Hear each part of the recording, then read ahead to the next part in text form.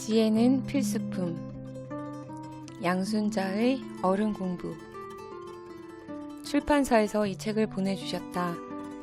30년 동안 죄수와 사형수들을 상담해온 분이 죽음을 앞두고 쓴 책이었다. 프롤로그부터 어투가 독특했다. 인생 선배가 후배들에게 자상하게 인생 이야기를 해주는 듯했다. 내용은 더욱 그러했다. 40대부터 사형수를 만나온 저자는 외출을 할 때 돌아오지 못할 것을 예비하기 위해 정리정돈을 하고 나간다. 삶과 죽음의 기로에 선 사람들을 많이도 만났기 때문이리라. 30년이라는 짧지 않은 세월 동안 죄수들과 사형 집행을 앞둔 이들을 상담하면서 마음이 참 많이 아팠을 것 같다. 저자는 그들을 통해 인생의 지혜를 배웠다고 했지만 죽음을 앞두고 암울해 있는 사형수를 보는 마음이 어땠을지, 그리고 대신 전해오는 공포와 두려움, 이별에 대한 아쉬움 같은 것들이 암세포가 되어 그녀의 몸을 공격하지 않았을까 하는 생각이 든다.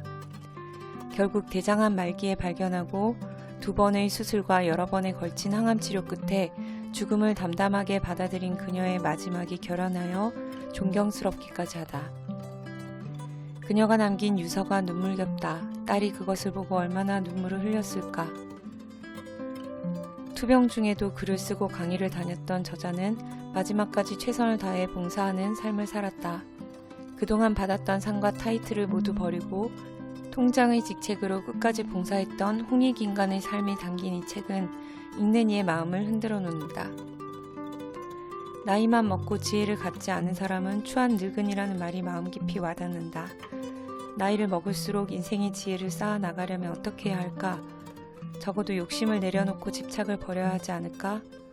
그녀가 예로 들었던 죽음을 앞두고 발버둥 쳤지만 결국 누구에게나 찾아오는 공평한 죽음을 맞은 록펠러와 진시황처럼 말이다. 죄수의 이야기뿐 아니라 자녀를 키우는 엄마에 대한 충고도 있다. 똑똑한 엄마보다 마음이 따뜻한 엄마가 되라는 말이 크게 와닿았다. 나는 아이들에게 따뜻한 엄마였을까 돌아보게 된다. 따뜻한 엄마의 자녀들은 결국 나쁜 길로 가지 않고 사회에서 각자의 역할을 해낸다. 든든한 버팀목이 있기 때문이다. 똑똑한 엄마의 매니지먼트를 받는다고 모두 행복한 삶을 사는 것은 아니라 하였다.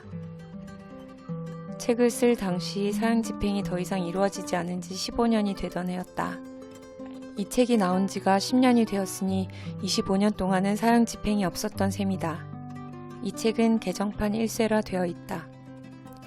그녀는 자신이 상담했던 가족 없는 사형수들을 무덤에 묻어주기도 했다.